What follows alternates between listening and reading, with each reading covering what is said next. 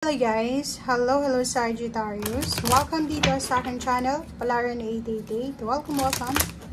Alamin natin kung anong messages, vibration, gabay energy para sa inyong lahat. So, general reading, so pwede kang makaresonate.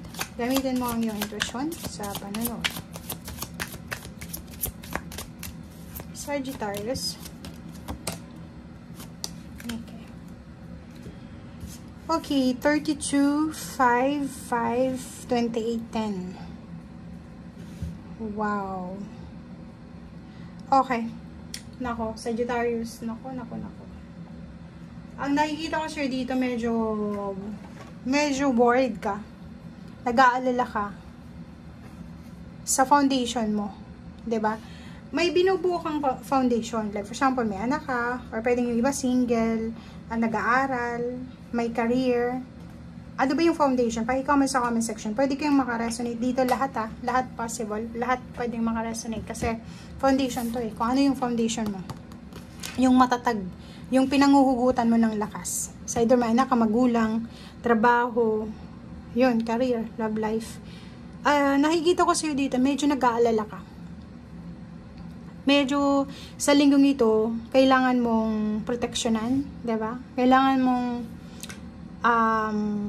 pag-isipan ang bawat desisyon na gagawin mo kung gusto mong manatiling matatag yung foundation mo. So, decision making siya sa linggong ito.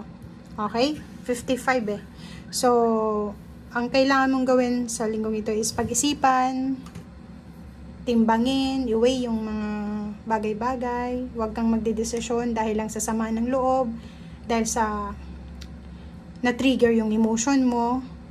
Make sure na mag-isip ka sa linggong ito. Kailangan mo dito yung masusing pag-iisip.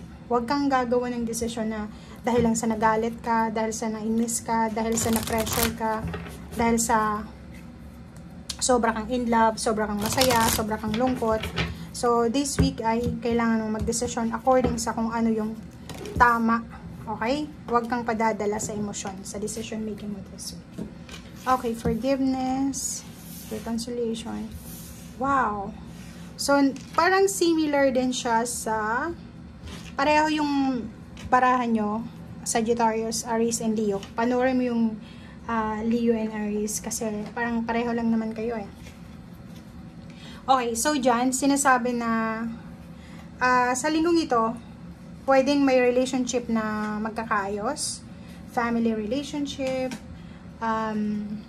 intimate relationship, boss-employee relationship, or yung mga magkakaaway siguro, or yung mga may mga ka-misunderstanding, or yung mga may mga hindi kabate, or kung ano man to na commitments or attachment na hindi maganda sa buhay mo. So, kailangan magpatawad, kailangan humingi ng tawad, kailangan tanggapin yung pagpapatawad, yung reconciliation possible this week.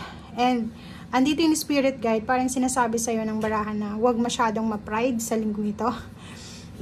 Sinasabi sa'yo ng spirit guide na you are guided. Nasa tamang direction ka. If may humihingi sa'yo ng tawad, patawarin mo. Kung ikaw yung may kasalanan, humingi ka ng tawad. Kung may gusto makipag-reconciliate sa'yo, tanggapin mo. Kung ikaw yung may kailangan na makipag-reconciliate, tanggapin mo. Kasi nasa tamang direction ka. Hindi yun parang sign of weakness na ikaw yung mag-aas ng forgiveness or ikaw yung unang makikipagbate. Okay? Yun.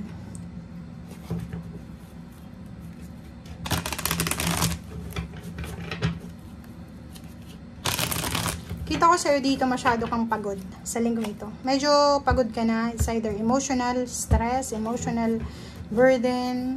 Parang nakikita mo yung sarili mo na pagod ka na sa palaging pagbibigay, pagpapatawad, parang gano'n. Okay. Wow. Ang galing na ito guys. 2 and then 11. Eto, nakikita natin dito na maraming choices. Kung single ka, pwedeng ang dami-dami mong pinagpipilian sa ngayon. If ikaw naman ay in a relationship, pwedeng hindi ka makapag-desisyon kasi pwedeng nahahati yung puso mo between work and then money or work and relationship.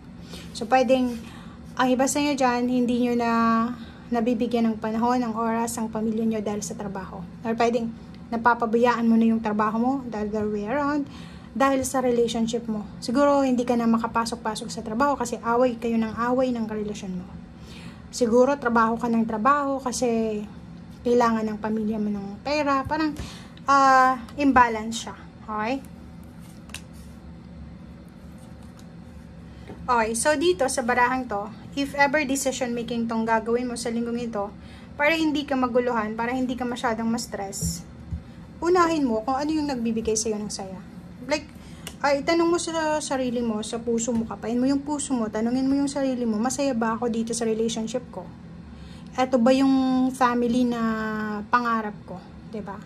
So, sabi sa ng baraha, para hindi ka mahirapan sa pagdedesisyon this week, kailangan mong unahin yung pakiramdam mo. Hindi sa pagiging selfish, kailangan mo nang mahalin muna yung sarili mo. Okay? So, sa barahan to, sabi ng baraha sa'yo dito na kailangan masaya ka.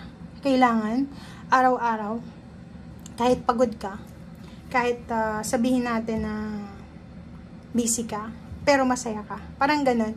Mayroon kasi na, 'di ba? May mga breadwinner na sobrang workaholic, sobrang trabaho talaga nila, pero masaya sila sa ginagawa nila kasi pag uwi nila, nakikita nila yung pamilya nila na appreciated kung ano yung ginagawa niya. Okay?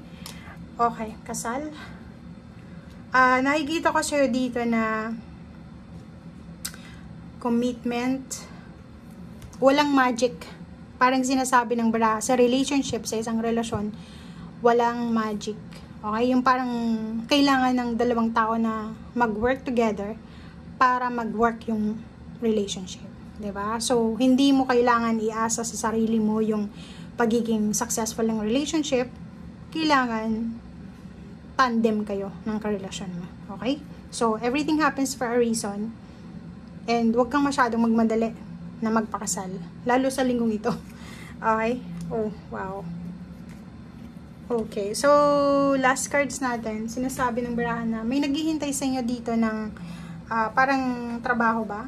Promosyon sa trabaho, salary increase. Naghihintay ka ng, siguro, trinabaho mo na siya for 7 months or 7 weeks or 7 days. And hinihintay mo siya sa ngayon. This week, naghihintay ka kung kailan ba darating yung sweldo. Parang hinihintay mo kung kailan ba ibibigay sa'yo yung bayad sa ginawa mo. So, nasa waiting time ka ng harvest season. Mayroon din sa inyo dito na Sagittarius na siguro advance yung efforts mo. And then sa ngayon, parang feeling mo nasa stagnant ka. Parang feeling mo hindi mo deserve itong paghihintay. Mag-comment sa comment section yung iba sa inyo dyan na parang confused. May confusion kayo eh. Hindi nyo alam kung worth it pa ba yung paghihintay sa relationship or sa pera or sa kung saan pa man. Worth it pa bang hintayan yung harvest season? Parang ganon. May iba sa inyo na ang tagal-tagal nyo na sa trabaho, tapos hindi pa rin kayo ma-promote, hindi pa rin madagdagan yung sweldo nyo. Parang nandito ka. Parang sinasabi mo sa sarili mo na, naku, ginawa ko na yung best ko, naging masipag ako, pero wala pa rin pagbabago, parang gano'n. So, comment down sa comment section if yun yung nararamdaman mo sa ngayon. Kasi mayroon sa inyo dyan, Sagittarius, na hindi kayo masaya sa ginagawa nyo. Okay? Parang feeling nyo nagsasayang lang kayo ng oras, ng energy, nagsasayang lang kayo ng panahon. Parang gano'n. Okay? Yun nga ang sabi din sa'yo dito ng dalawang to na lahat ng nangyayari dito sa mundo ay may dahilan. So, hindi mo dapat questionin yung nangyayari sa ngayon kasi everything happens for a reason. Siguro sa tagal mo dyan sa lugar na yan, sa company na yan, sa relationship na yan, kung hindi ka masaya, siguro minsan tanungin din natin yung sarili natin na baka tayo yung may mali or baka yung karelasyon mo is hindi mo masyadong nabibigyan. Yun nga, di ba? Sabi dito, hindi mo masyadong, baka hindi mo masyadong nakikita na may kailangan din siya. Parang ganun. Okay? And spiritually, nakikita ko siya dito na kailangan mo rin ng spiritual guide. So, kung nakakalimutan mo ng spiritually, na may Diyos, diba? Bigyan mo ng panahon, balanse ang kailangan mo sa linggong ito. Diba? Isang oras lang sa linggo, or yung pagsisimba naman, or kung ano yung religion mo, hindi naman kailangan Sabado, Linggo, or ganito, ganyan. Kailangan, kung saan ka komportableng oras, pwedeng bigyan mo itong spirit mo ng healing, diba? Soul healing, okay? Thank you guys. Bye!